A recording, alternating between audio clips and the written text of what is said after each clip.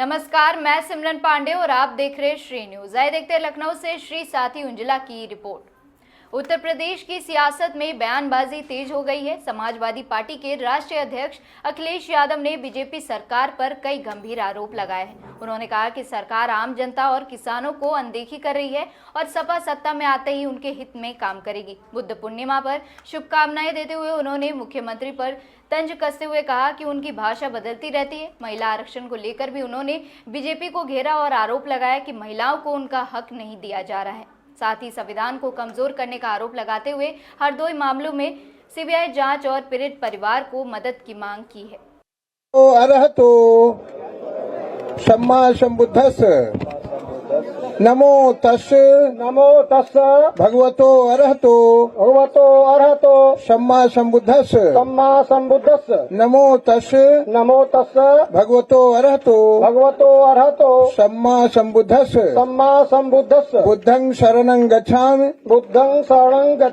धम्मं शरणं गच्छामि संघं शरणं गच्छामि द्वितीयंपि तृतीयंपि बुद्धं शरणं गच्छामि धम्मं शरणं गच्छामि संघं शरणं गच्छामि शरण गमनम संपूर्णम। बोलिया अब पंचशील ग्रहण करें। पाणातिपाता वेरमणि शिक्षापदं समादयामि आदिन्नदाना वेरमणि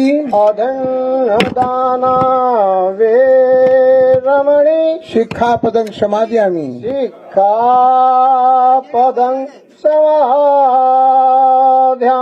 कामेषु मिच्छाचारा वेरमणि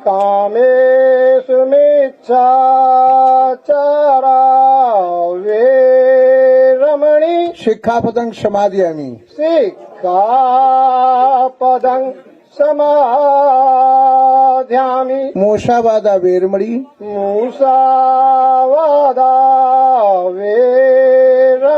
शिक्षापदं समादयामि सुरामेर मज्ज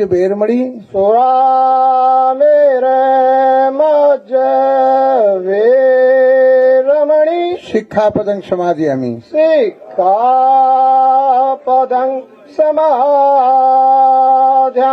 साधु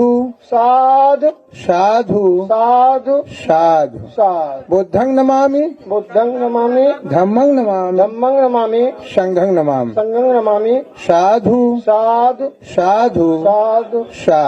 सभी लोग अपने अपने स्थान पर बैठ जाएं। एक मिनट बढ़ेगा नहीं। एक मिनट।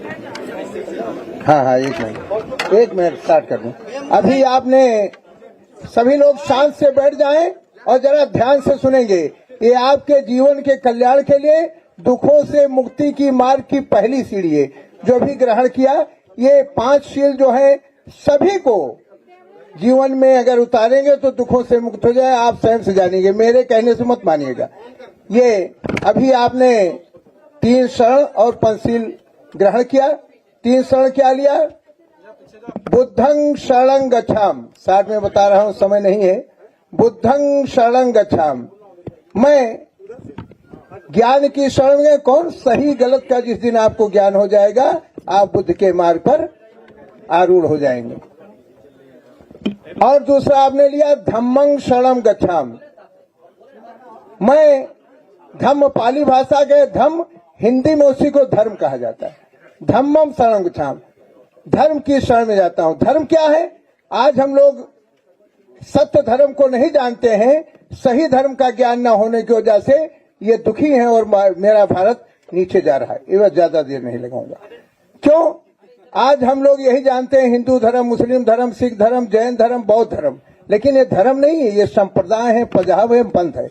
ऐसा बाबा साहेब अम्बेडकर ने भी संविधान में लिखा है ना।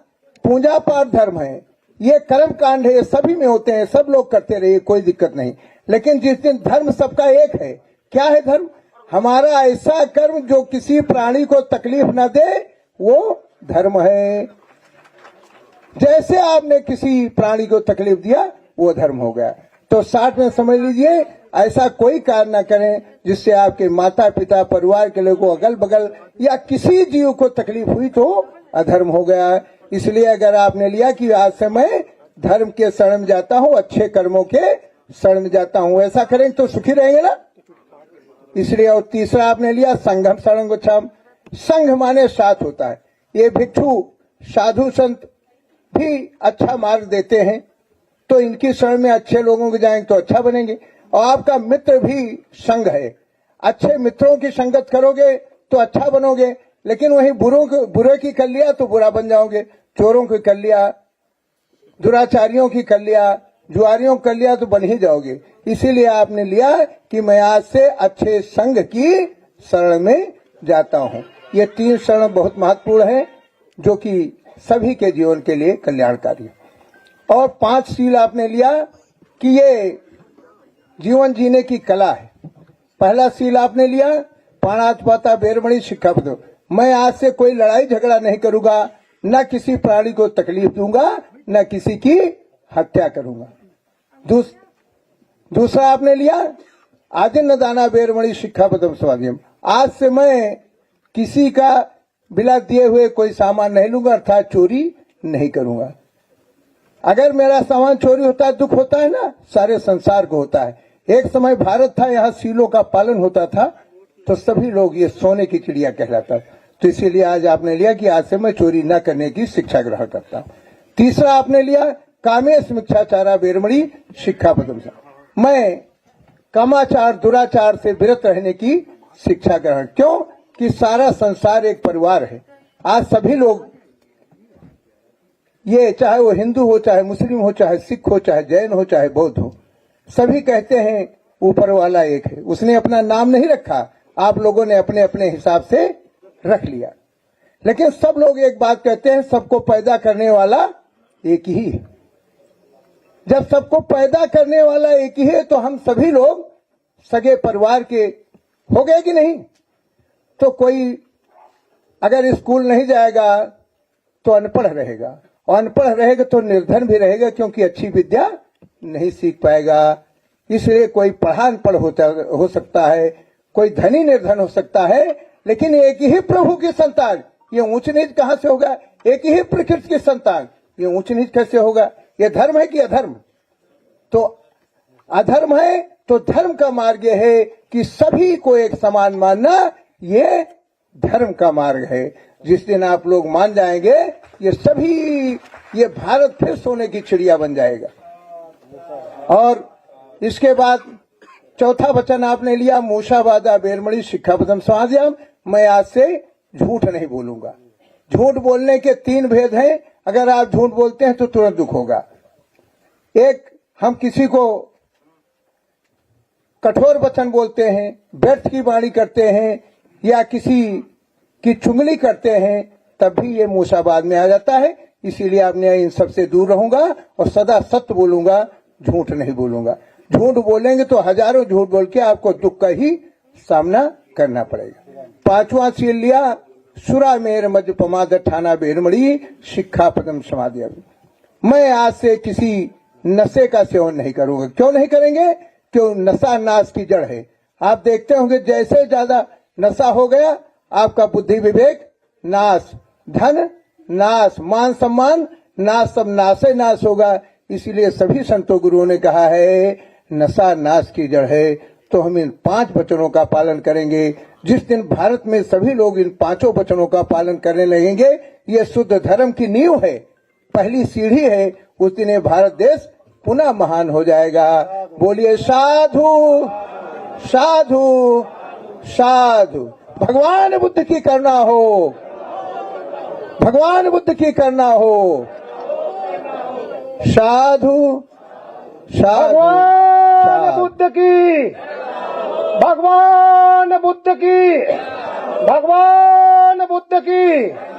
बौद्ध धर्म की क्या पहचान, बौद्ध धर्म की क्या पहचान, बौद्ध धर्म की क्या पहचान। बाबा साहब डॉक्टर अंबेडकर की अंतिम इच्छा, बाबा साहब की अंतिम इच्छा, बाबा साहब की अंतिम इच्छा।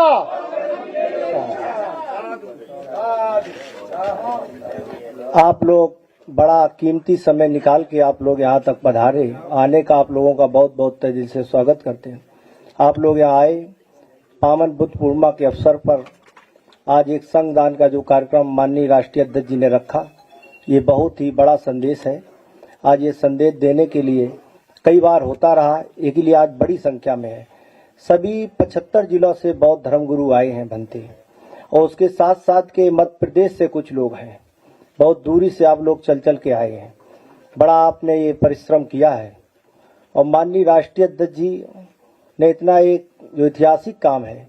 राष्ट्रीय अध्यक्ष जी जहाँ जन्मे वो एक बुद्ध नगरी थी। बौद्ध का मतलब ज्ञान, ज्ञान की नगरी थी।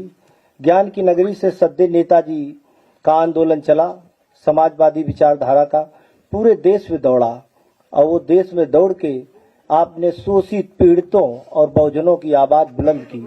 इसके लिए बहुत बहुत धन्यवाद। माननीय सद्य नेताजी ने जो काम किया, हम लोगों को, महिलाओं को, जो बुद्ध ने काम किया था, भगवान बुद्ध ने काम किया था धम्म में, अपने धम्म में पहले महिलाओं को सम्मिलित किया था। भगवान बुद्ध ने 4 संघ बनाए थे, भिक्षु संघ, भिक्षुणी संघ, उपासका संघ, उपासक संघ। 4 संघ में भिक्षुणी संघ को भगवान बुद्ध ने सम्मिलित किया था। भगवान बुद्ध की प्रजापति प्रथम भिक्षुणी उनकी मौसी थी, प्रजापति गौतमी। उनने ये यातना भगवान बुद्ध से की थी कि आप मेरे पिता तुल, मैं आपका, पहले तो आप मेरे बेटे थे, लेकिन आज मेरे आप पिता तुल हो गए हैं। तो ऐतिहासिक काम भगवान बुद्ध ने जो किया था, वही सद्य नेताजी ने काम किया। सद्य नेताजी को जब मौका मिला तो उनने नगर पंचायत में, ग्राम पंचायत में महिलाओं को सुरक्षित सीटें करी, आरक्षित सीटें कर दें की। ये एक बहुत बड़ा ऐतिहासिक काम है। और ऐसे जब समय मिलेगा आने वाले समय में, सद्य हमारे राष्ट्रीय अध्यक्ष जी, हम 1931 की जनगणना जब हम पढ़ते हैं तो ओबीसी की बहुत बड़ी आबादी है। दूसरा व्यक्ति ओबीसी है, उसकी 52% आबादी है। 52% आबादी वाले की अगर विधानसभा में, लोकसभा में अगर सुरक्षित सीटें हो जाएं, तो अगर लोकसभा में 543 में उसकी हिस्सेदारी की बात जब देखते हैं, तो लोकसभा में 543 की हिस्सेदारी जब देखता हूं तो 282 होती है, और माइनॉरिटी को हम जोड़ लें तो 44, 331 हो जाती है। तो उसमें बौद्धों को भी एक सम्मान मिलेगा, सिखों को मिलेगा, ईसाइयों को मिलेगा। बौद्धों का कोई सांसद अभी तक नहीं जा पाता है। ये भी एक माइनॉरिटी को भी फायदा मिलेगा। जब बड़े पद पर हम लोग पहुंचाने का काम करेंगे पीड़ित समाज के लोगों को, तो एक ये बहुत बड़ी क्रांति होगी। जैसे अनुसूचित जाति की वित्त मंडलों में हिस्सेदारी है हमारे भाइयों की, उसी तरीके से ओबीसी की भी हिस्सेदारी वित्त मंडलों में होना चाहिए। ये बहुत जरूरी है कि ओबीसी के लोग भी बहुत दबे कुचले हैं, गरीब हैं गांव गांव। हम पूरे गांव में 18 साल में सर्वे कर रहे हैं। वामसेम में रहा, भिक्षु जीवन रहा, जो पीडीए पंचायत जब गांव गांव हमने की है। अयोध्या में गया था मैं, अभी 14 तारीख को शाम को, बहुत भीड़ हुई थी। आपके पांडे जी हमको मिले भी थे। बिलारी हो, मुजफ्फरपुर हो, मुजफ्फरनगर या सहारनपुर, शामली, बहुत ही बड़ी बड़ी भीड़ें हुई हैं। तो हमें लग रहा है कि आने वाले 27 में बहुत बड़ा एक परिवर्तन होगा। अगर हम लोग पीडीए पंचायत तो भिक्षु संघ कर सकते हैं, 2027 में पीडीए पंचायत तो हम लोग गांव गांव कर सकते हैं। एक पहले से अभी 6-7 महीना चुनाव के बचे हैं। हम गांव गांव जान अपनी बात रखें, बताएं कि पीडीए की सरकार बनाओ, पीड़ितों की, शोषितों की, महिलाओं की इज्जत न लुटे, बहन बेटियों को जिंदा न जलाया जाए। एक ही लिए आरएसएस के एजेंडे में हमेशा रहा है बहन बेटियों को जिंदा जलाना। बहन बेटियों के यहाँ तक के स्तन भी खुले रखे, यहाँ तक के बहन बेटियों को हमेशा जिंदा जलाया। ये आरएसएस का मुद्दा रहा है। आरएसएस के लोग कभी भी महिला के पक्षकार नहीं हो सकते हैं। अभी आरएसएस फैला रहा है कि हम, महिला बिल आया था, विपक्ष ने इसको नहीं पारित होने दिया। एक लिए आरएसएस के लोगों से पूछा जाए, बीजेपी के लोगों से, देश में आपका बिल पास हो गया था, आप फिर दोबारा बिल लाए तो जाति जनगणना कराइए पहले ओबीसी एससी की। उनकी हिस्सेदारी क्या है, ओबीसी की हिस्सेदारी का, अनुसूचित जाति की क्या है, एसटी की क्या है, माइनॉरिटी की क्या है, मुस्लिम, सिख, ईसाई, बौद्ध, जैन महिलाओं की क्या है, उनकी हिस्सेदारी की बात बहुत बड़ी है। हिस्सेदारी की बात जब गांव गांव हम करेंगे कि बीजेपी को जो हरा दे, जो दुश्मन को हरा दे। आज बीजेपी भी बौद्ध भिक्षुओं को भोजन दान दे रही है। जिस व्यवस्था ने हमारे बौद्ध धर्म गुरुओं के सर कलम किए, वो व्यवस्था के लोग हमको बुला रहे हैं, सम्मान दे रहे हैं कि भोजन दान हम देंगे और चीवर दान देंगे, सम्मान देंगे। लेकिन ऐसा सम्मान किस काम का जो हमको हमारे सदियों पीड़ित 85 ईसा पूरक से लगातार हमारे ऊपर तलवार के बल पे जबरदस्ती हमारे बौद्ध धर्म गुरुओं के सर काटे गए। वहां हमको नहीं, ऐसी जगह पे हम लोगों ने भी, हम भी जाते रहे एक दो बार, लेकिन हमने भी सोचा हम धर्म गुरुओं को यहाँ लेके आए, इसलिए जाते थे माननीय अध्यक्ष जी। तो ये हमने बड़ा एक प्रयास किया कि जो बीजेपी काम 16 से कर रही धम्म यात्रा निकाल रही है, लेकिन हम अपने एजेंडे की तरफ 31 तारीख से लगातार धम्म यात्रा निकालेंगे। वो धम्म यात्रा पूरे उत्तर प्रदेश में घूमेगी और 27 में माननीय जी को मुख्यमंत्री बनाने के लिए काम करेंगे। जो हरा दे, जो बीजेपी का हरा दे, उसको वोट करना है। कुछ लोग तो ये भी कहेंगे कि हमारे समाज के हम आपके हैं, वो समाज के बन का जाएगा, वो बन के जाएंगे, बोलेंगे कि हमें वोट दो, हम आपके समाज के। लेकिन अगर हमने इधर उधर वोट कर दिया तो सीधे वो बीजेपी में वोट चला जाएगा। हमें वोट सीधे माननीय जी को देना है। साइकिल की बटन अगर हम दाब देंगे तो सरकार बन जाएगी, संविधान बच जाएगा, बहन बेटियों की इज्जत बच जाएगी। इसी के साथ साधु साधु साधु बोल तो दिया उनने, अभी बोला दे रहा हूँ, धन्यवाद देता हूं मैं आपको। मैं सबसे पहले आज के पावन अवसर पर आप सबको बुद्ध पूर्णिमा की बहुत बहुत बधाई और शुभकामनाएं देता हूं। बुद्ध पूर्णिमा की बहुत बहुत बधाई, बहुत बहुत शुभकामनाएं। साथ ही साथ समाजवादी पार्टी के हमारे संगठन के नेता मिठाईलाल भारती जी के सहयोग से हम सब आदरणीय भिक्षुगण मिलने का यहाँ पर मौका मिला है। हम लोगों को बड़े संख्या में हमारे बौद्ध भिक्षुगण जो आए हैं, मैं उनका भी बहुत बहुत आभारी हूँ, बहुत बहुत धन्यवाद देता हूँ। न केवल उत्तर प्रदेश से बल्कि उत्तर प्रदेश के बाहर के भी जो लोग आए हैं, मैं उन सब का बहुत बहुत आभारी हूँ। जहाँ भंडारा का कार्यक्रम है, सम्मान का कार्यक्रम है, हमारे बौद्ध भिक्षुगण ने स्वीकार किया। जो भंडारा करा रहे हैं, मैं गौतम रावत जी का और दूसरे उनके साथी सन्नी रावत जी का भी बहुत बहुत आभार और बहुत बहुत बधाई आपको। मैं अभी सुन रहा था और बहुत महत्वपूर्ण बातें रखी गईं। भगवान बुद्ध का रास्ता और उनके रास्ते पे चल करके अपने जीवन में खुशहाली लाने का जो आप लोगों ने रास्ता दिखाया, मैं उसका सबका, आप सबका धन्यवाद देता हूं, आभार प्रकट करता हूं। जीवन में उतार चढ़ाव, बहुत सारी परेशानियां, दुख, संकट, और किसी का जीवन ऐसा नहीं है जो इन चीजों से भरा ना हो। बहुत सी चीजें पसंद की भी नहीं होती हैं, हम संतुष्ट भी नहीं है बहुत सी चीजों से। और जो ज्ञान भारत की धरती पर समय समय पर लोगों ने दिया है, उसमें सबसे बड़ा योगदान भगवान बुद्ध का है, जिन्होंने न केवल भारत बल्कि भारत के बाहर भी दुनिया में अपना संदेश फैलाने का काम किया। उनका संदेश दुनिया में पहुंचा और वो देश जो आज ऊंचाइयों पर हैं, उन देशों ने भी भगवान बुद्ध का रास्ता अपनाया। एक जो सबसे बड़ा संदेश है वो यही है भगवान बुद्ध का कि स्वयं के रोशनी बने, स्वयं के दीपक बने।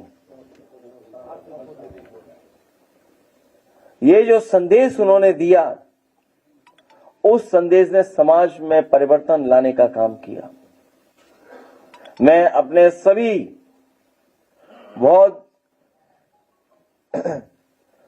बौद्ध भिक्षुओं से कहूंगा कि इस समय बहुत संकट का समय गुजर रहा है।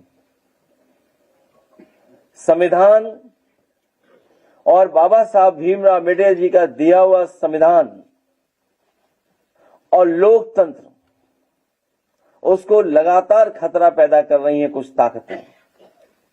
हमें भरोसा है कि हमारे सभी पूजनीय, आदरणीय बौद्ध भिक्षुगण न केवल हम लोगों को आशीर्वाद देंगे, बल्कि इस लड़ाई में हम सबको आप आशीर्वाद देकर के कामयाबी होने की शुभकामनाएं देंगे।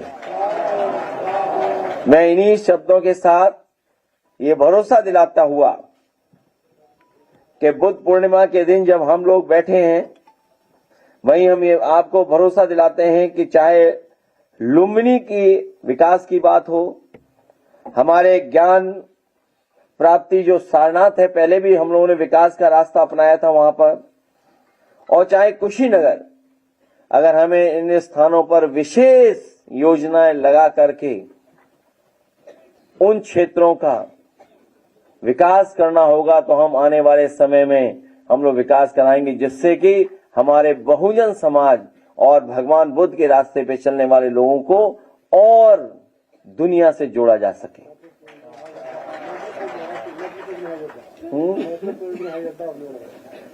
हालांकि वो कुशीनगर में, मुझे अच्छा याद दिलाया आपने, एक मैत्रेय परियोजना थी, बहुत दिनों से अटकी हुई थी, और कुछ लोग नहीं चाहते थे कि मैत्रेय परियोजना कुशीनगर में आए, क्योंकि मैत्रेय परियोजना एक बहुत बड़ी परियोजना थी। जिस समय हमारे पास बौद्ध भिक्षु आए और श्रीलंका और दुनिया के दूसरे हिस्से से जो लोग उसमें योगदान देना चाहते थे, उस संस्था के महत्वपूर्ण लोग मिले थे। तो समाजवादी सरकार में आपको याद होगा, बड़े पैमाने पर जमीन एक्वायर की गई थी और किसानों को संतुष्ट कर करके ली गई थी। किसानों को उनका सही मुआवजा दे करके दिया गया था, जमीन ली गई थी, और वो परियोजना अगर बन गई होती तो न केवल देश के लिए बल्कि दुनिया का वो स्थान बनता जहां दुनिया से लोग आया करते और भगवान बुद्ध के रास्ते पे चलने का संकल्प लेते। वो योजना आधी अधूरी छूट गई सरकार में। सुना है जो जमीन ली गई थी वो भी किसी और को बांट दी उन्होंने, उस परियोजना को आगे नहीं बढ़ने दिया। कभी वो बहुजन समाज पार्टी की सरकार में एक एयरपोर्ट की शुरुआत हुई थी केवल, लेकिन बन नहीं पाया था। लेकिन जब समाजवादी सरकार आई तो दुनिया से जोड़ने के लिए कुशीनगर में इंटरनेशनल एयरपोर्ट समाजवादी सरकार में बना करके हम लोगों ने तैयार कर दिया। जो लोग उद्घाटन करते हैं केवल, और उद्घाटन इसलिए करते हैं कि वो बेच दें, उन्होंने उद्घाटन तो किया लेकिन अभी बेच नहीं पाए हैं।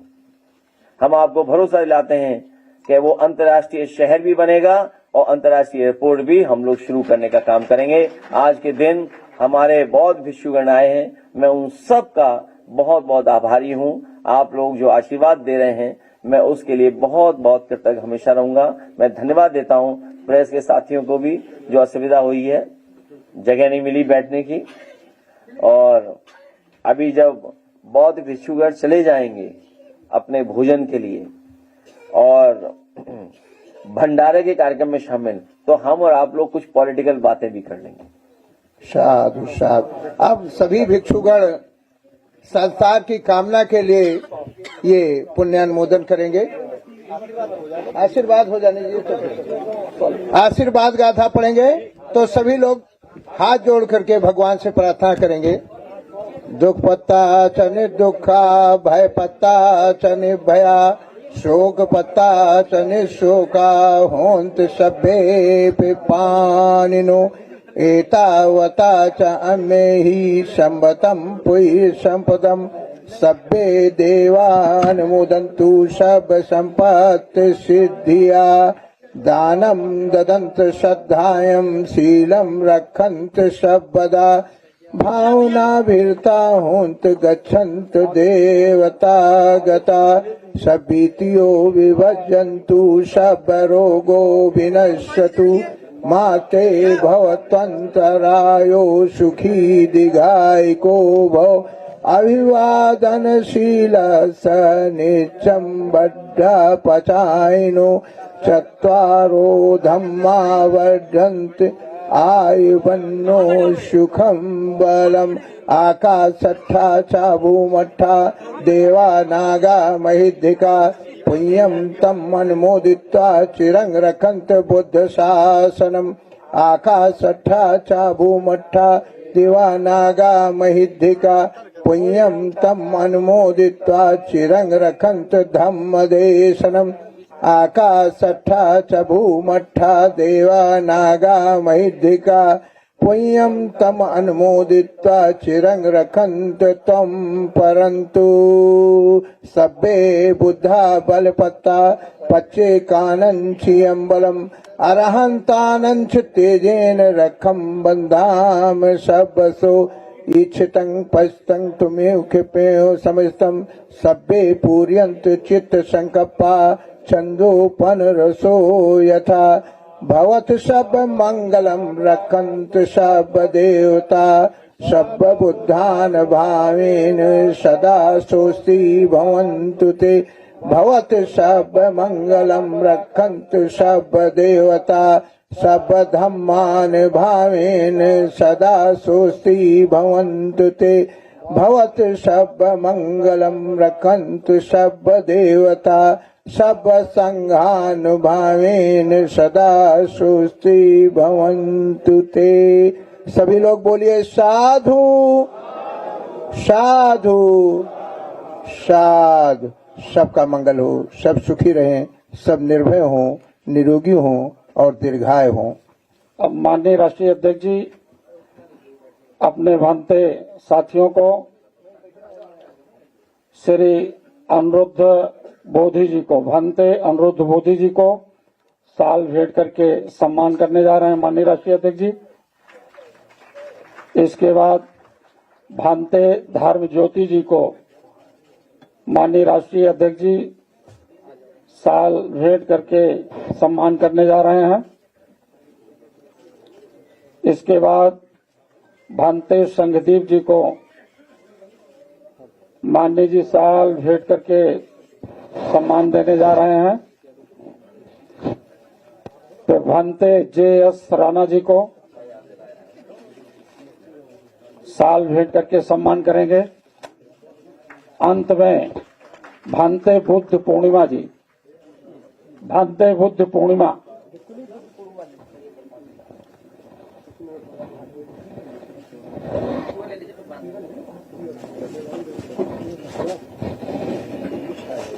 अभी क्रम से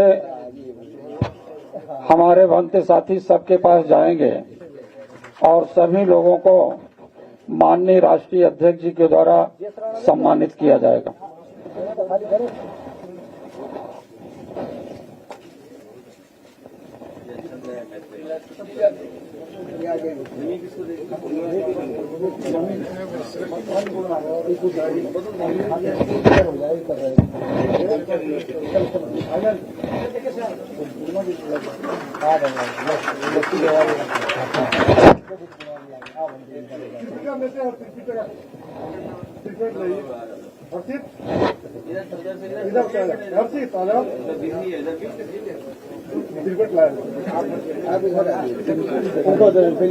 बात करते तक आपका आ जाएगा।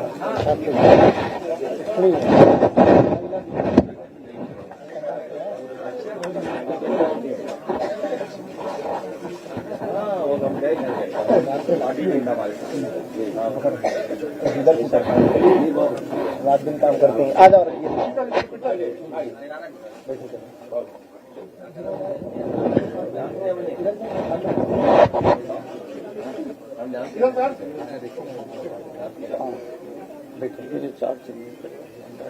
हो गया मोटा वाला अभी पुस्तक इधर आ जाओ।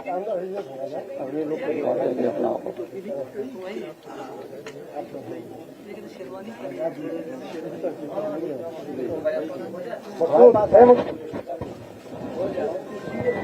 फीवर सब फीवर रख के सब बैठे रहा लंबे फीवर अभी लोग बांटते हैं। आप लोग यही बात है बंटवाइए चालू करते हैं। सुनील जी को बहुत बहुत बधाई देता हूं उनके आज जन्मदिन पर। और समाजवादी पार्टी का मानना यह है कि मिठाई के लिए उन्हें पैसे देने चाहिए। नहीं, अब एक लड्डू के लिए देते हैं, उसमें 4 लड्डू आ जाएंगे।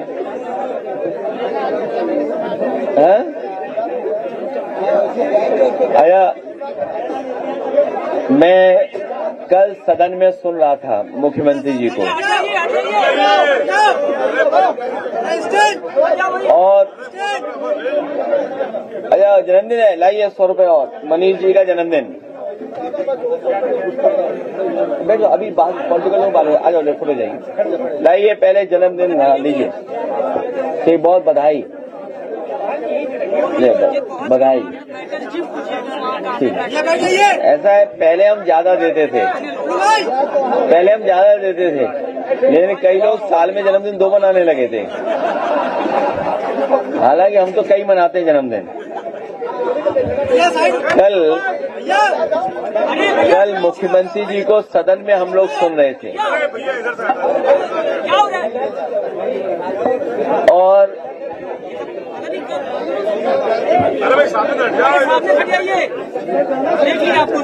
कल जब पूरी बीजेपी, पता नहीं क्या हो गया है बीजेपी को, कि पूरी बीजेपी इस कोशिश में है कि जो महिला आरक्षण है, ये साबित पता नहीं क्यों करना चाहते हैं कि विपक्ष खिलाफ है। सच्चाई ये है कि भारतीय जनता पार्टी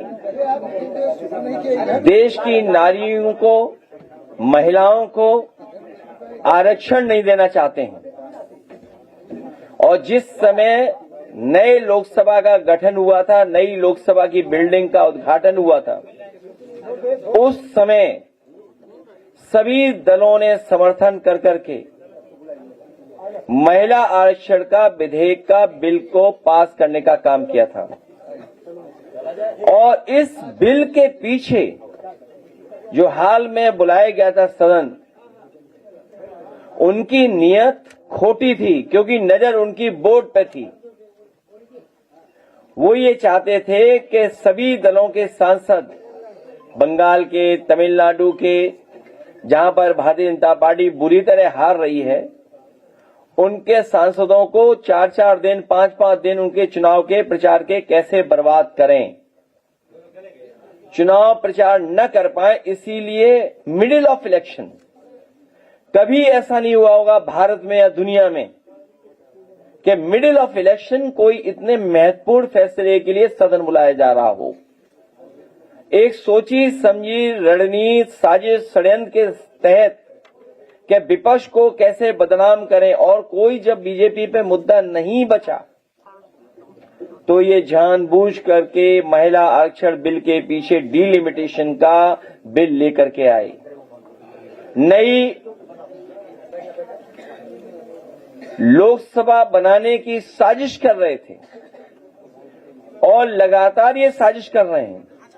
कभी ऐप पर अपना डेटा डालो, कभी नया फॉर्म भर दो, कभी शिक्षकों से भरवा रहे हैं, कभी स्टूडेंट से भरवा रहे हैं, कभी कर्मचारियों से भरवा रहे हैं, कभी आईएएसओ से भरवा रहे हैं। आप पता कर लो, पिछले कई वर्षों से केवल फॉर्म भरवा रहे हैं, डेटा इकट्ठा कर रहे हैं। और जिस डेटे की सबसे ज्यादा जरूरत थी, जाति जनगणना, उसका ये कर ही नहीं रहे हैं। सच्चाई तो ये है कि भारतीय जनता पार्टी महिलाओं को आरक्षण नहीं देना चाहती है। इनकी पुरातत्ववादी सोच, रूढ़िवादी सोच, इनकी नकारात्मक सोच, इनके लोग मिलकर के साजिश कर रहे हैं। और फिर हमारे मुख्यमंत्री जी की भाषा तो देख ही लो ना, क्या बोल रहे हैं। गिरगिट गिरगिट को करीब से देखा है कि नहीं देखा है? रंग कौन सा होता है उसका? कभी कभी लगता है कि एक रंगियों से रंग मिला हुआ है उनका। असली गिरगिट का काम तो वही भारतीय जनता पार्टी कर रही है। उनका जो वीडियो है, मैंने पिछली बार भी चलाया था, और उसका चलाना ठीक नहीं दोबारा। सब जानते हैं जब महिला आरक्षण आ रहा था तो क्या उनकी भाषा थी। असली बदलने का काम तो उन्होंने खुद ही किया, और फिर इस प्रदेश में अन्याय कितना हो रहा है बताइए आप। सवाल कर लो भाई, सवाल।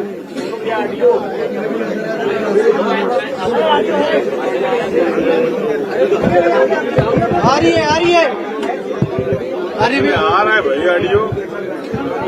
मुख्यमंत्री जी की भाषा लो।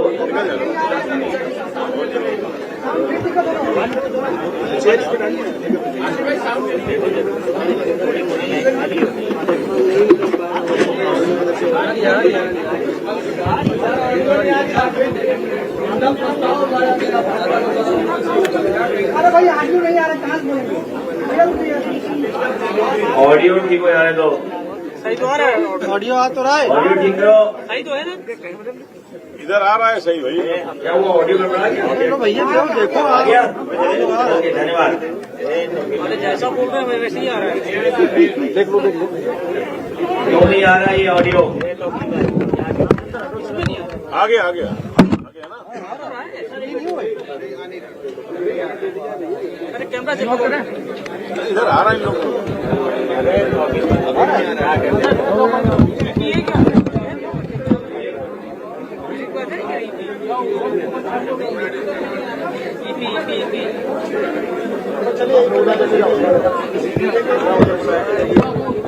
भाजपा की साजिश हार गई। स्पीकर में आवाज नहीं आ रहा, भाजपा की साजिश हार गई, इसीलिए इसमें नहीं आएगी, ये उत्तर प्रदेश की विधानसभा में प्रस्ताव लेकर के आए। इसमें तो नहीं आ रही।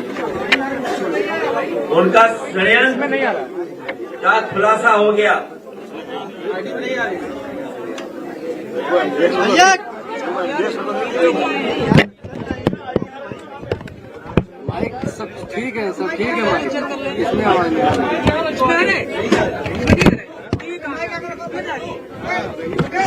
है।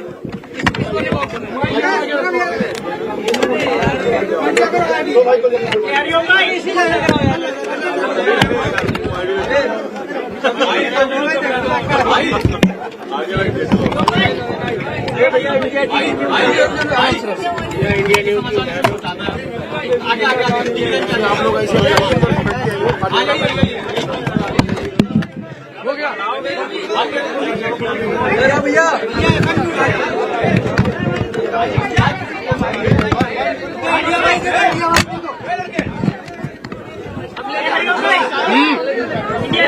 भैया ये भी ले जाना, ये भी ले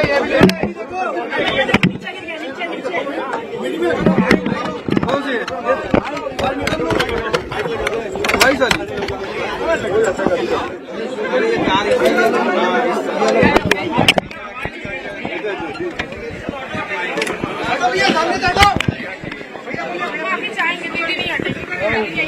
देखिए, सच्चाई तो ये है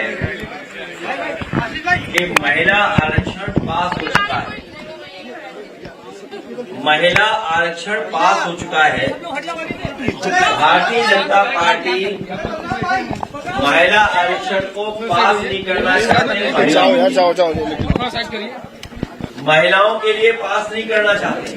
महिला आरक्षण तो पास हो गया और इधर सभी दल एक हो गए डिलिमिटेशन की बात को लेकर के। तो भारतीय जनता पार्टी की साजिश, भारतीय जनता पार्टी का षड्यंत्र, भारतीय जनता पार्टी जो महिलाओं को धोखा देना चाहती थी, उसका पर्दाफाश हो गया। इसीलिए अपनी हार को छिपाने के लिए महिलाओं को केवल मुद्दा बना के रखना चाहते हैं। नारी बंधन को केवल नारा बनाना चाहते हैं। महिला मुद्दा रहे, नारी नारा बन जाए। इसी साजिश और षड्यंत्र में ये लगातार सड़कों पर और सदन में कर रहे हैं। हमारे मुख्यमंत्री जी की भाषा गिरगिटी भाषा है। उनकी भाषा गिरगिटी है। अगर ये शब्द ना बना हो तो मैं चैट जीपीटी से कहूंगा ये नया शब्द बना दो। मुख्यमंत्री जी की गिरगिटी भाषा है। अगर उनका पुराना स्टेटमेंट निकालें और आज का स्टेटमेंट पढ़ें और देखें और सुनें, तो आप खुद जानते होंगे असली गिरगिट कौन है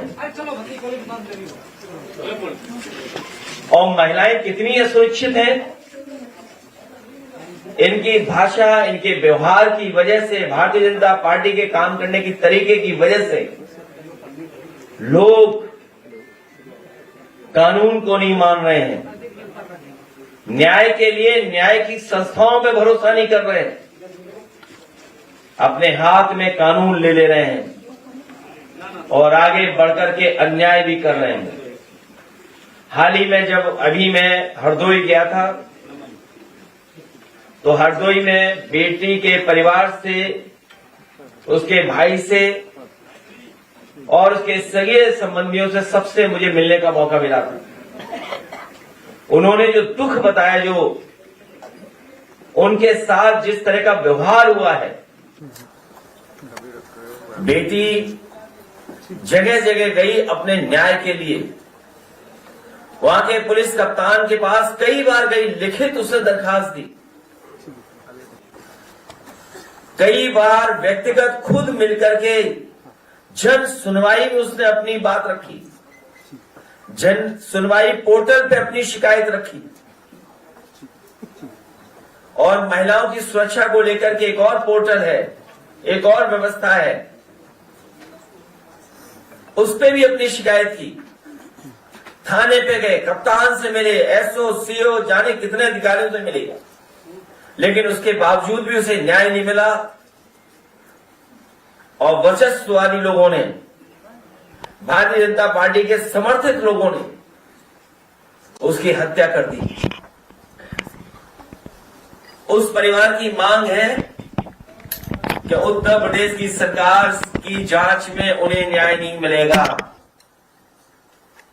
उसकी सीबीआई जांच हो, उनके परिवार की आर्थिक मदद हो।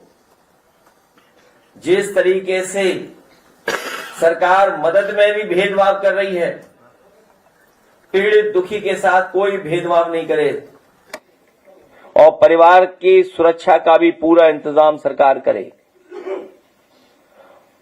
और सरकार और मुख्यमंत्री जी के काम करने के तरीके की वजह से, उनकी ठोको नीति की वजह से, उनके बुलडोजर की वजह से और उनके ये कहने के हड्डी पीस देंगे, पीस पीस कर देंगे, पता नहीं क्या स्टेटमेंट था उनका, उसकी वजह से बनारस में भी एक हत्या हो गई। गाड़ी से टकराने के बाद गांव के लोगों ने या आपस में जो झगड़ा जो भी हुआ हो, उसकी भी जान चली गई, मनीष की जान चली गई। हरदोई में पुलिस ने नहीं सुना, उसकी वजह से शिल्पा कुशवाहा की जान गई। और यहां पर मुख्यमंत्री जी का जो सरकार का काम करने का तरीका है कि न्याय अपने हाथ में ले लो, हरदोई में भी उसी की वजह से जान गई है।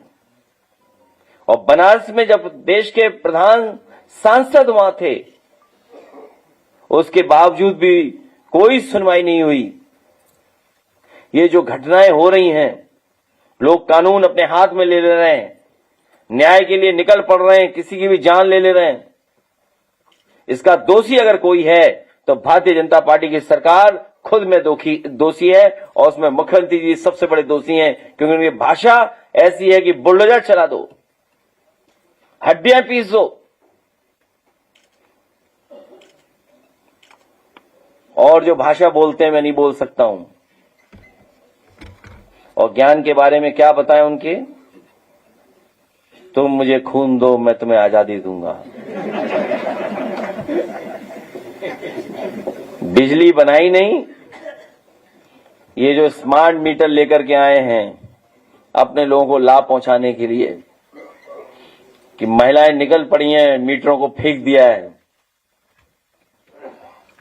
कोई अगर ये कर रहा है तो वो भारतीय जनता पार्टी, उनकी सरकार जनता की जेब से पैसा निकाल करके गरीबों के पैसे निकाल करके अमीरों की जेब भर रहे हैं। और पहले ही कहा था कि महंगाई का वो स्टडी कर रहे हैं, उनके बड़े बड़े इकोनॉमिस्ट जो कभी साइंटिस्ट भी हैं उनके साथ, उन साइंटिस्ट लोगों ने कभी दूध पिलवा दिया था मूर्तियों को। भगवान गणेश जी को दूध पिलवा दिया था। बाद में कई अखबारों में निकला कि वो सरफेस टेंशन एक है थ्योरी, जिस तरह की हमारी डिब्बी जलती है उसी की वजह से वो प्रोसेस हो रही थी। हमारे मुख्यमंत्री जी की जो भाषा है वो अपनी एनर्जी भाषा में निकालते हैं, लोगों को अपमानित कर करके। सदन में बताइए क्या कह रहे थे, क्या भाषा थी उनकी। और कुछ लोग तो बीजेपी के गुलाम हो गए हैं, जैसा बीजेपी कहती है वैसा ही करते हैं। कभी कभी ये भूल जाते हैं वो बीजेपी के लिए लिख रहे हैं कि आजादी की लड़ाई में ये लोग अंडरग्राउंड रह करके खुफिया बने हुए अंग्रेजों से मिले रहे।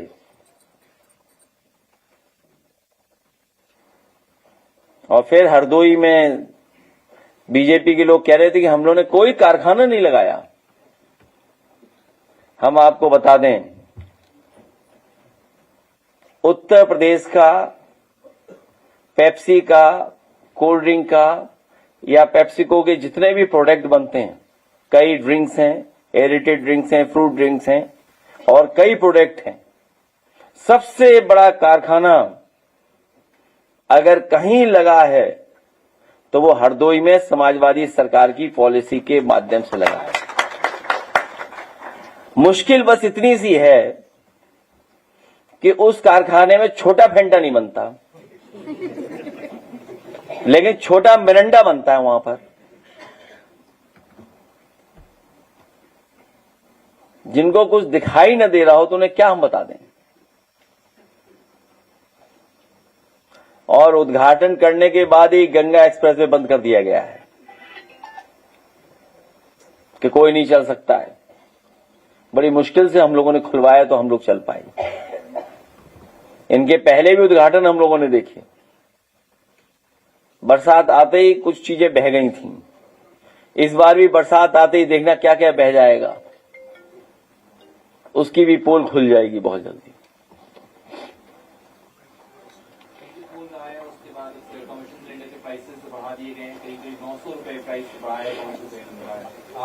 और सिलेंडर के बढ़ने से, गैस की कीमत बढ़ने से केवल सिलेंडर महंगा नहीं होता है, खाना पीना, रोटी, कारोबार और महंगाई बढ़ना शुरू हो जाती है। तो केवल सिलेंडर महंगा नहीं किया है, अब महंगाई बढ़ना शुरू हो गई है। और देखते जाइए किस किस चीज की कीमत बढ़ेगी। ये अपने लोगों का मुनाफा नहीं कम होने दे रहे हैं, भ्रष्टाचार नहीं कम हो रहा है। अभी देखिएगा उत्तर प्रदेश में सभी सड़क बनाने वाले ठेकेदार जो हिसाब किताब कुछ करके आए थे, कभी कभी हमारे पत्रकार साथियों ने यहां भी सवाल पूछे थे, वो खुद हाथ खड़ा कर देंगे कि अब सड़क कैसे बनाएं। बंगाल में स्ट्रांग रूम को सुरक्षित रखने के लिए देख रेख के लिए ममता बनर्जी खुद 4 घंटे रात में बैठना। यही तो मुश्किल है कि हम किस पे भरोसा करें। आपको याद होगा रिवॉल्वर से वोट रोका जा रहा था,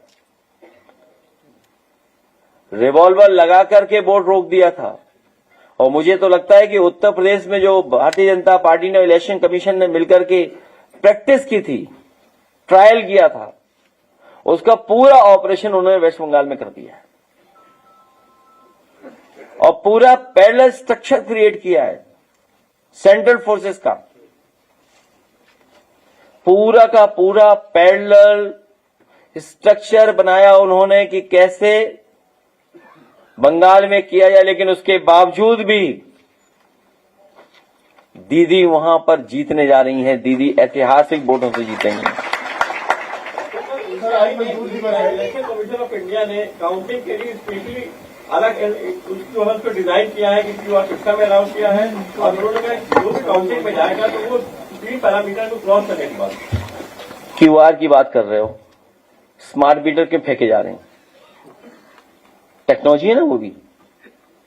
तो जब स्मार्ट मीटर फिक्स सकते हैं तो क्या पता क्यूआर मोड में क्या कर रहे हो बीजेपी के लोग। बीजेपी की लाई हुई टेक्नोलॉजी पे भरोसा नहीं कर सकते हैं। एक बार मैंने पहले भी कहा था, आपसे याद कीजिए, अभी हमारे सैफई में एक ड्रोन उड़ा, हालांकि वो प्राइवेट कंपनी का है, मैं प्राइवेट कंपनी पर आरोप नहीं लगा रहा हूं, लेकिन बीजेपी की सरकार में हो क्या रहा है, उड़ते ही वो खेत में गिर गया, बताओ। और बाद में उन्हें जिस खेत का नुकसान हुआ, जब हम लोगों ने आवाज उठाई तो जितनी फसल का नुकसान हुआ उन्हें भुगतान करना पड़ा। लेबर डे है कि आज विश्व श्रमिक दिवस है और इस मौके पर जो नरेगा के मजदूर हैं उनकी मजदूरी सरकार काफी कम दे रही है, 250 रुपये, शहरों में 400 रुपये आमतौर पर मजदूरी मिलती है। लेबर वेजेस को लेकर के चिंता करनी चाहिए और लेबर के अधिकारों की बात होनी चाहिए। बड़े संघर्ष के बाद ये कानून और अधिकार बने थे और मिले थे मजदूरों को। भारतीय जनता पार्टी की सरकार ने उद्योगपतियों से मिलकर के कोविड के सहारे, कोविड के बहाने उद्योगपतियों के सहारे पर इन कानूनों को भी कमजोर किया है। और हाल ही में जो घटना हुई, हमें उम्मीद है आज जब पूरी दुनिया में, देश में लेबर डे मनाया जा रहा है, उसमें याद किया जा रहा है उनके संघर्ष को, उनके सुविधाएं कैसे और मिले, अर्थव्यवस्था में कैसे उनका योगदान हो, हमारी आपकी तरक्की में और उनका योगदान कैसे बढ़े। तो सरकार को सभी लगे हुए मुकदमे वापस ले लेने चाहिए जो नोएडा में बड़े पैमाने पर उनके साथ भेदभाव हो रहा था। दिल्ली का, वहां के मजदूरों का वेतन और हरियाणा का जो वेजेस थे वो अलग थे। तो कम से कम नोएडा के मजदूरों के सभी मुकदमे वापस होने चाहिए। आज के दिन सरकार से हमारी मांग है। नोएडा में उनको पनिश किया जाता है, दोहरा मैंने यही कहा, यही तो गिरगिट फार्मूला है। यात्रा में अचानक से 10,000 रुपये बढ़ा दिए गए। उत्तर प्रदेश के 17 करोड़ रुपए हज यात्रियों से अलग से लिए जा रहे हैं। अध्यक्ष जी, जिस तरह से धार्मिक यात्राओं में समाजवादी सरकार में बड़े पैमाने पर सुविधाएं मिली थी। श्रवण यात्रा के सहारे उन यात्राओं में फ्री बुजुर्गों को हम लोग यात्रा कराते थे। सभी धर्मों के आयोजनों में सरकार को सहयोग करना चाहिए। यही हमारे देश की खूबसूरती है, यही हमारे देश की हिंदुस्तानियत है। अध्यक्ष जी, जिस तरीके से वेस्ट बंगाल में अध्यक्ष जी, जिस तरीके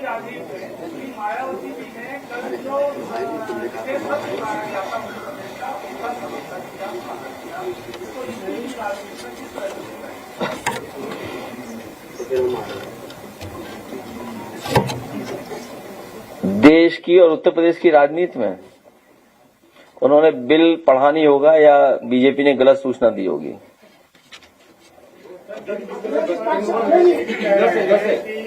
जो काम का दाम नहीं देगा उसका काम तमाम होगा, लेकिन इस जो बयान है इसको किस नजर, क्या उनको भी पता है कि श्रमिकों को काम का दाम नहीं मिलेगा? जब इतना बड़ा आंदोलन हुआ है तो उनकी जानकारी में हर चीज है।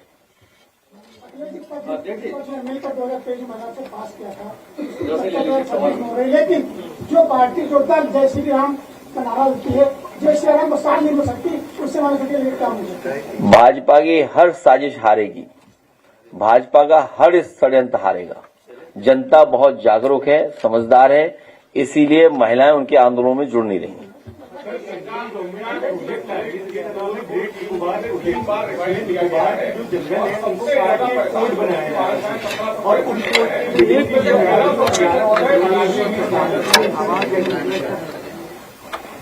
ये बहुत महत्वपूर्ण सवाल एनवायरमेंट को लेकर के आपने उठाया है। और आपको याद होगा जब अरावलीज की बात आई थी तो सबसे पहले समाजवादी पार्टी ने उसका भी विरोध किया था और कई संस्थाओं ने बाद में बढ़ चढ़ करके विरोध हुआ। अरावलीज को बचाने के लिए निकल पड़े लोग। ये भारतीय जनता पार्टी के लोग हैं जो अरावलीज को ही बेचने की तैयारी में थे। और भारतीय जनता पार्टी जब भी कोई काम करती है वो पहले से तय करती है किसको टेंडर देना है, उसी हिसाब से उसकी तैयारी करती है। इनको पर्यावरण से,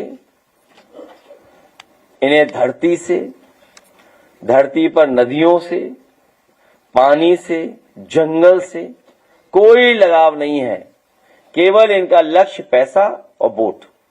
एक आंकड़ा है कि कोलकाता में चुनाव हो रहा था तो 27,300 सीआरपीएफ के जवान तैनात थे। वही मणिपुर के पूरे राज्य में सिर्फ 9,000। और केंद्र सरकार का ये कहना है कि चुनाव होने के 2 महीने बाद तक सीआरपीएफ के जवान वहां तैनात रहेंगे। इसको आप कैसे देखें? मैंने अभी कहा कि पूरा पैरेलल स्ट्रक्चर क्रिएट किया है सेंट्रल पैरामिलिट्री फोर्सेस का, इलेक्शन कमीशन और बीजेपी ने मिलकर के। योगी जी ने कल विधानसभा में जब विपक्ष के लोग जाति गणना की मांग कर रहे थे, गाजीपुर घटना की बात कर रहे थे, हरदोई की घटना की बात कर रहे थे, तो योगी जी ने यह कहा कि मजहबी आरक्षण नहीं मिलेगा। पढ़े लिखे लगते हैं तुम्हें? आपने स्मार्ट मीटर के ऊपर काफी जो बताओ, आप हमें कोई बताइए जो पार्लियामेंट से जो पास हो गया हो, जो एक्ट बन गया है, जो बिल पार्लियामेंट से पास होकर के एक्ट बन गया, उसके खिलाफ ये लोग बोल रहे हैं। क्या ये डेमोक्रेसी के खिलाफ नहीं है? क्या अनकॉन्स्टिट्यूशनल नहीं है? क्या ये अनकॉन्स्टिट्यूशनल है? ये बाबा साहब भीमराव अम्बेडकर जी के संविधान के खिलाफ है कि जो सर्वसम्मति से लोकसभा में बिल पास हो गया हो, एक्ट बन गया हो, उसको ये स्वीकार नहीं कर रहे हैं। और जब बीजेपी को लगा कि वो हार जाएंगे तो उन्होंने रात में ही नोटिफाई किया कि नहीं किया? सर, उत्तर प्रदेश में कई जगहों पे हाई राइज बिल्डिंग बना रहे हैं। अभी दिल्ली एनसीआर में देखा गया कि एक बिल्डिंग में आग लग गई, 8 तल्ला पूरी तरह से जल गया और वहां पर जब बुझाने का प्रयास हुआ तो वहां तक प्रेशर नहीं पहुंच पा रहा था। जब इनके पास इस तरह की स्थिति काबू करने की जब व्यवस्था नहीं है तो एनओसी क्यों देते हैं हाई राइज बिल्डिंग के लिए? क्या कहेंगे इस पर? बहुत महत्वपूर्ण सवाल उठाया तुमने। अभी तक तो बीजेपी के इशारे पे सुनने में आया कि झोपड़ियां जला रहे थे, जमीन खाली करा रहे थे। अब ये बड़ी बड़ी बिल्डिंगों में भी आग लग रही है। और ये सच है कि कुछ उद्योगपति, कुछ बिल्डर्स के इशारे पर एफआईआर लगातार बढ़ता चला जा रहा है। लखनऊ में सोचिए एफआईआर कितना हो गया है, लेकिन उसके लिए क्या इंफ्रास्ट्रक्चर है? क्या उसके सेफ्टी के लिए कोई तैयारी है? क्या वहां पर सिक्योरिटी के लिए कोई तैयारी है? और आप तो पत्रकार हो, आपको तो याद होगा कि कई भारतीय जनता पार्टी के लोग ये पूछ रहे थे कि जेपीएनआईसी पे ये हेलीपैड क्यों बना है, ये पुलिस हेडक्वार्टर पे हेलीपैड क्यों बना है। जो बिल्डिंग लॉज हैं वो ये कहते हैं कि अगर इस ऊंचाई से ज्यादा कोई बिल्डिंग बन रही है तो उसकी फायर एंड सेफ्टी के लिए एंड सिक्योरिटी के लिए आपको उस बिल्डिंग पे हेलीपैड बनाना चाहिए। ये बिल्डिंग लॉज के अंदर आता है।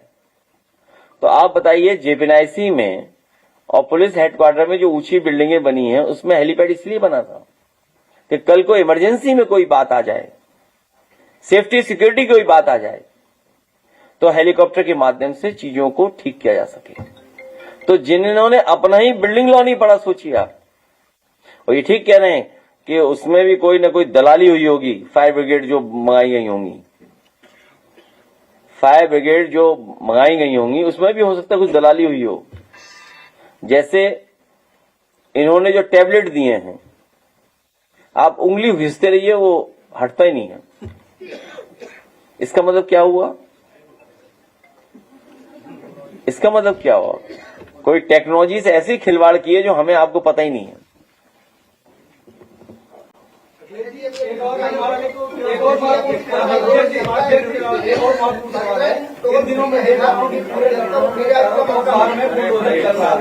पहले तो ये बनाते वक्त कुछ बोलती नहीं है, बाद में जाकर वहाँ बुलडोजर लेके चारों तरफ गिरा रही है, ये क्या है? इस पर आप क्या कहेंगे? एलडीए की पॉलिसी साफ है, इलीगल करो तब भी जेब भरेंगे, जब इलीगल तोड़ेंगे तब भी जेब भरेंगे। उनकी पॉलिसी बहुत क्लियर है भारतीय जनता पार्टी की। पहले आपको इलीगल काम करने देंगे अपनी जेब भर करके, और फिर इलीगल काम जब हो जाएगा तोड़ने के लिए फिर जेब भर लेंगे। ये कौन सी नई बात है? ये तो बीजेपी की पॉलिसी बहुत पुरानी है।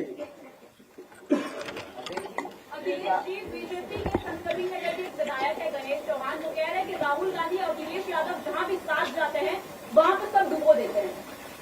हम दोनों मिला के इन्हें डुबोते हैं इस बार। कौन सी विधानसभा है बताना, कौन सी है?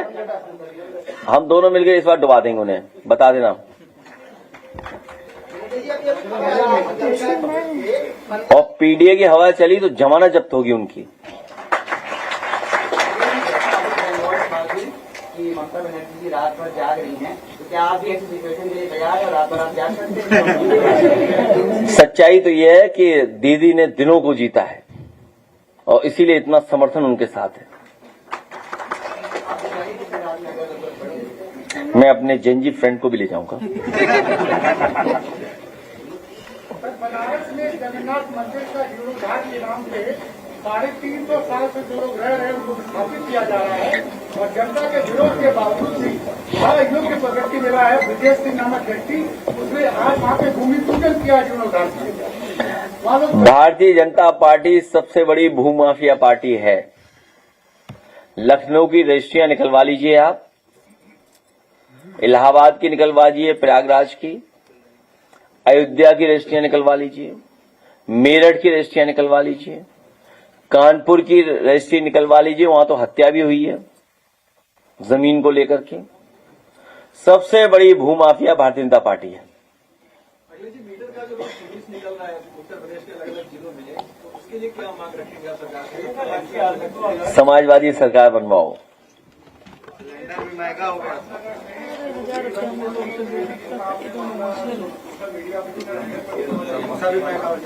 हो गया।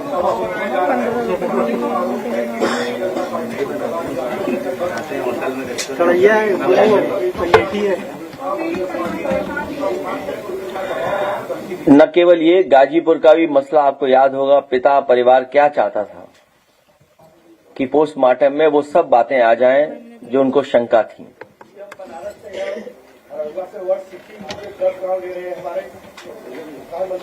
यहाँ आ जाओ, यहाँ आ जाओ, लाओ अपना ज्ञापन दो में। और कौन आया बनारस का? आइए जल्दी आओ, 2-3 लोग हैं बस। जब समाजवादी सरकार आएगी पवन खेड़ा को एंटीसिपेटरी भेज दे दी है, इस तरह से उसके ऊपर मुकदमा जैसे बयान के बाद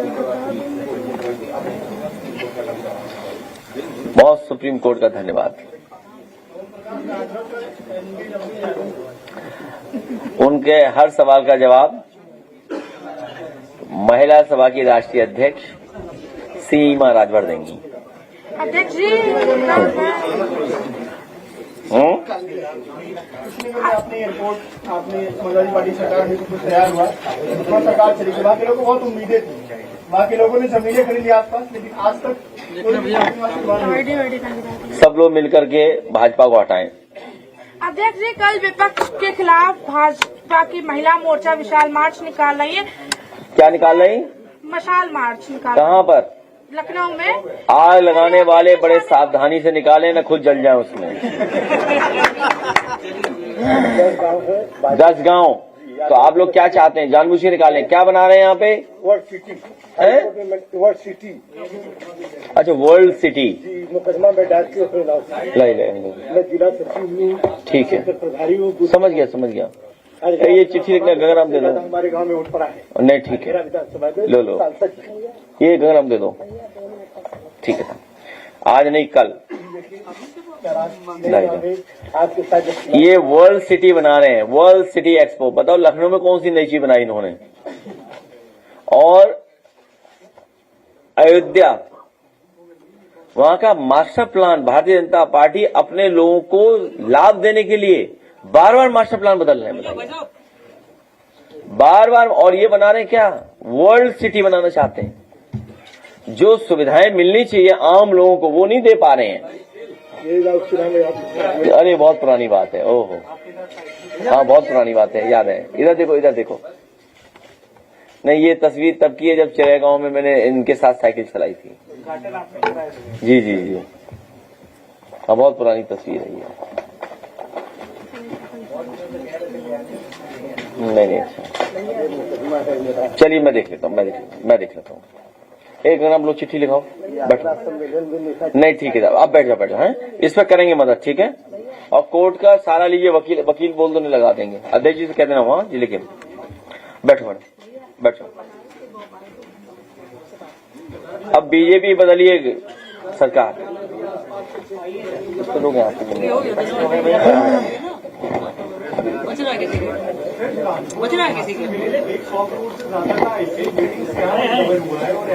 सब बीजेपी वाले होंगे इसमें। नहीं, सब बीजेपी वाले होंगे। जितना भी करप्शन का काम, इलीगल काम और इस तरह के जो धंधे चला रहे, सब बीजेपी वाले चला रहे हैं। गाँव में किसानों की जमीन जबरदस्ती, तो कब बीजेपी को हटाओगे? हटाइए बीजेपी को। स्वराज इंदिरा गांधी प्रतिष्ठान में आयोजन हुआ है श्रमिक गौरव समारोह का, जहां पर योगी आदित्यनाथ जी ने कहा है कि 2014 से पहले 1 मई को श्रमिक दिवस तो मनाया जाता था, लेकिन उसके पहले श्रमिकों के लिए कुछ नहीं किया गया। तुम मुझे खून दो, तुम्हें आजादी दूंगा।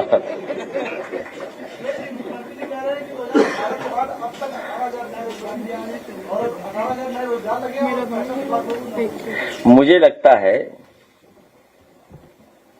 कि इस समय मुख्यमंत्री जी अपने दिन गिन रहे हैं, जाने के दिन गिन रहे हैं। क्योंकि उनके भाषण अगर आज हम निकालें पूरे 9 साल की, तो वही बातें निकल रही हैं कि 2014 से पहले ये था, 2017 से पहले ये था। आप लोग यहाँ बैठे हो, बताओ लखनऊ की मेट्रो कितने इंच मूव कर गई है। यहाँ पर दूर दूर से उत्तर प्रदेश के लोग आए होंगे, गाजीपुर का भी होंगे। पखनपुरा के आगे अगर 1 इंच भी एक्सप्रेस वे बढ़ाओ तो बता दो आप, कहीं गरीब को इलाज नहीं मिल रहा है। गन्ने का रेट कितना बढ़ा, आलू के किसान की दुर्दशा है। और आपके गन्ने के पेमेंट के लिए हम लोगों ने तय कर लिया है कि 24 घंटे के अंदर पेमेंट किया जाएगा आपका, भविष्य में हमारी सरकार होगी का। अब बोरे का टेंडर नहीं हुआ इसलिए खरीद नहीं हो पा रही है, बताइए। बोरे का टेंडर नहीं कर पाई सरकार। ये जो हम क्या कह रहे हैं, श्रमिकों की बात करें, बोरे का टेंडर नहीं कर पा रहे हैं लोग, बताइए हमारे जंजी मित्र, बोरे का टेंडर नहीं कर पा रहे, बताइए आप।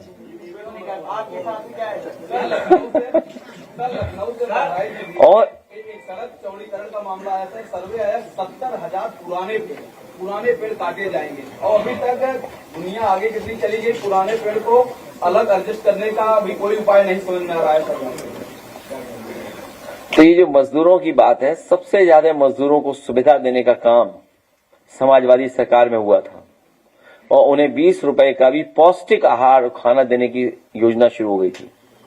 ये जो बच्चों के स्कूल जो बन रहे हैं, जो अटल बिहारी वाजपेयी के नाम पर स्कूल बनाए गए हैं, लेबर उनके लिए, लेबर सेस से, वो भी समाजवादी पार्टी की योजना थी जिन्होंने नाम बदल दिया।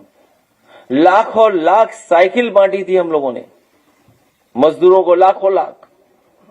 उनके बच्चे, परिवार के बेटियों की शादी के लिए पैसा दिया गया था, उनके इलाज की सुविधा दी गई थी।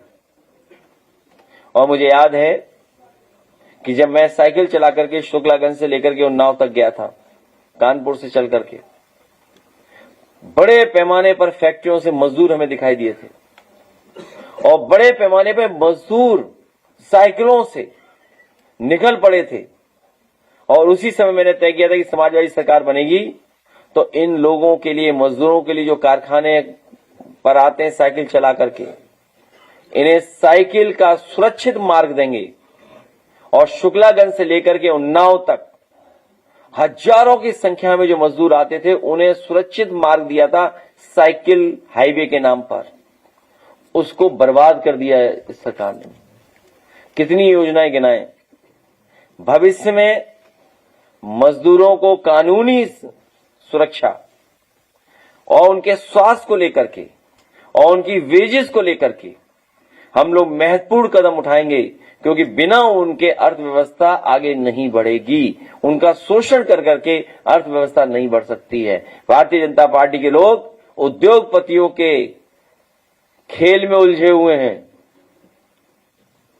इसीलिए मजदूरों के हक और सम्मान छीन रहे लोग।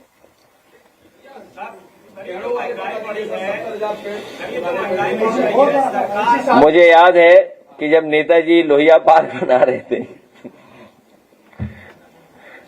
यहां पर पत्रकार साथी पुराने भी होंगे। पुराने कितने हैं?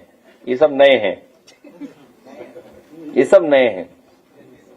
हाँ, एक पुराना, एक, दो, तीन और कोई, हाँ अमर उजाला वाले होंगे, पुराने होंगे। मैं बेसिक बात बता रहा हूं आपको। जब लोहिया पार्क बनना शुरू हुआ तो उसमें कुछ विवाद शुरू हो गया था, कुछ लोगों ने विवाद किया था। उसमें कांग्रेस पार्टी की सरकार थी, और क्योंकि 5 हेक्टेयर से ऊपर अगर किसी जगह आप पेड़ काटते हैं और पार्क बनाने की काम करेंगे तो उसके लिए आपको स्पेशल परमिशन चाहिए होगी। तो वो लोहिया पार्क का काम उलझ गया था शिलान्यास के बाद। उस समय नेताजी ने पहली बार उत्तर प्रदेश में फैसला लिया था कि कोई भी पेड़ काटा नहीं जाएगा। उसके लिए एक दिल्ली से बहुत बड़े जानकार, जिनका नाम था प्रवीण, उन्हें बुलाया गया था और उन्होंने एक भी पेड़ कटने नहीं दिया था। पूरे के पूरे ट्रीज को ट्रांसलोकेट किया गया था, लोकेशन बदल दी गई थी, जिसमें बबूल थे, यूकेलिप्टस थे और तमाम पेड़ थे। लोहिया पार्क बनने पर एक भी पेड़ नहीं काटा गया था, सब के सब पेड़ बचाए गए थे। तो किस जमाने की बात कर रहा हूं मैं, जब नेताजी मुख्यमंत्री थे तब की बात है। और वहां जो पेड़ लगे हैं पारिजात के या अन्य पूजनीय पेड़, धार्मिक पौराणिक, जिनका महत्व है, आज भी लोग हाथ जोड़ते हैं और पूजा करते हैं वहां जाकर करके। सबसे ज्यादा है पारिजात के पेड़ों को अगर किसी ने बढ़ाया तो समाजवादी सरकार में उनका योगदान इनका भी है। क्या नाम है? सुरेश यादव जी का। सबसे पहले पारिजात का पेड़ नेताजी से लगवाया था, और सबसे ज्यादा ग्रीन कवर बढ़ा। ये तो पेड़ों के बारे में जानते ही नहीं मुख्यमंत्री कुछ। अच्छा, एक पेड़ का नाम बता दें हमें, वो बताएंगे बबूल, बेर, वनस्पति।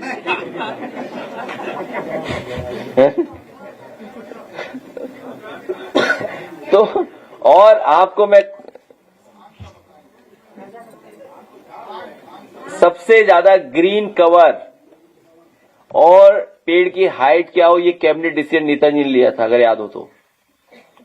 कैबिनेट डिसीजन लिया गया कि छोटा पेड़ नहीं लगेगा, 8 फीट से ज्यादा ऊंचा पेड़ होगा तभी लगेगा, फॉरेस्ट डिपार्टमेंट लगाएगा। और बड़े पैमाने पे यूपी में ग्रीन कवर क्रिएट किए गए थे, ग्रीन बेल्ट बनाई गई थी। और आज भी जब मैं आगरा लखनऊ एक्सप्रेसवे को पकड़ने जाता हूं तो लेफ्ट साइड जो कैनाल पे दिखाई देते हैं बड़े बड़े पेड़, वो सब समाजवादियों के लगवाए हुए हैं। आज भी तख्ती वहां लगी हुई है। आपकी ट्रेन बर्बाद हो गई थी इसी जू में, और कई जानवरों का जो रहने का वो था वो खराब था, उसको ठीक किया गया। सारस के लिए सारस फ्रेंड्स बनाए गए, सारस मित्र। और पहली बार उत्तर प्रदेश सरकार ब्रिटिश बर्ड फेस्टिवल में पहुंची थी, स्पॉन्सर किया था British bird festival. Yogi ji तो जानते ही नहीं होंगे ये बर्ड क्या होता है, और बर्ड का फेस्टिवल, वो भी बर्ड का फेस्टिवल, उसकी भी बुराई निकाल लेंगे। बोले हम चील का करेंगे, चील वाली। सुना है कि गोरखपुर में उन्होंने किसका, चील का फार्म बनाया, गिद्ध का। हाँ, गिद्ध का। बताइए, यही तो है। और हमें कहते हैं गिद्ध, खुद गिद्ध का फार्म बना लिया है। हमारी पार्टी को गिद्ध कहते हैं, कई बार लोग कहलवाते हैं दूसरों से, खुद की हिम्मत नहीं है कहने, क्योंकि खुद ही ने गिद्ध पार्क बना रखा है। और लखनऊ में सबसे बढ़िया क्वालिटी प्लांटेशन अगर किसी ने की, समाजवादियों ने की। और आज फिर दोहराता हूं वो बात मैं आपको। अभी एक हमारे मित्र गए थे अहमदाबाद के रिवर फ्रंट के पास, रिवर फ्रंट घूम रहे थे सुबह। उन्होंने इतना बुरा भला सुनाया है अहमदाबाद के रिवर फ्रंट के बारे में, आप सोच ही नहीं सकते। आज भी देश का सबसे अच्छा रिवर फ्रंट समाजवादियों का देन है, वो भी लखनऊ में गोमती रिवर फ्रंट। मगर टिकट लगने लगा है वहाँ पे, तो मत जाओ, वेट करो। किसी त्योहार पे जाना जिधर फ्री हो, और जाने से फायदा भी क्या है, पानी बदबू मार रहा है। तो क्वालिटी प्लांटेशन अगर कहीं हुई है, सबसे अच्छी समाजवादियों की सरकार में हुई है। महंगे महंगे पेड़ लगे हैं, मैग्नोलिया लगा है, टोबोबिया लगा है, लाइजोस्टोनिया लगा है, बहुत सारे लगे हैं।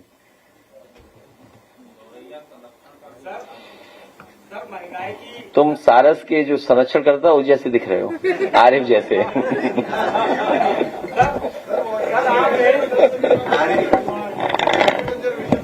अब क्या बोले, कुछ मत बोलो, सरकार हटाओ।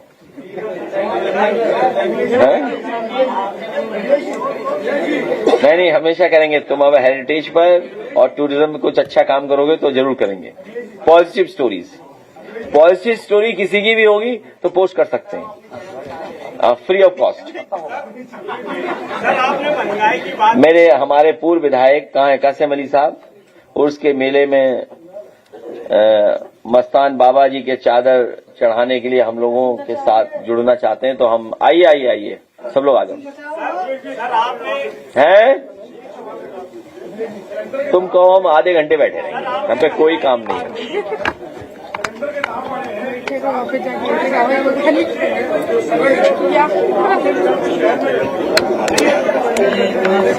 मैं आपसे कह रहा हूँ, केवल सिलेंडर महंगा नहीं हुआ है, खाना पीना महंगा हो गया।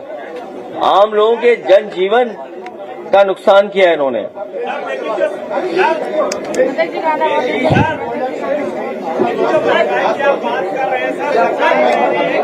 क्या बता रहे हो?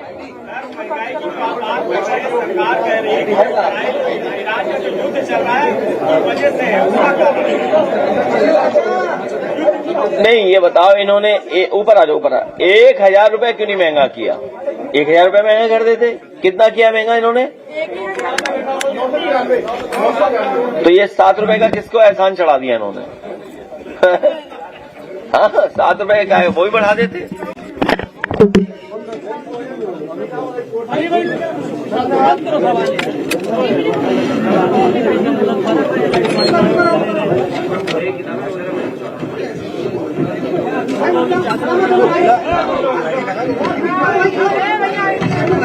आराम से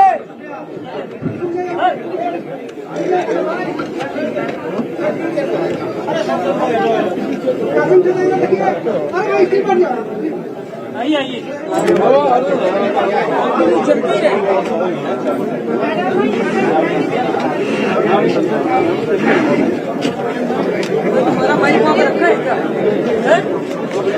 अरे कहाँ गए वो?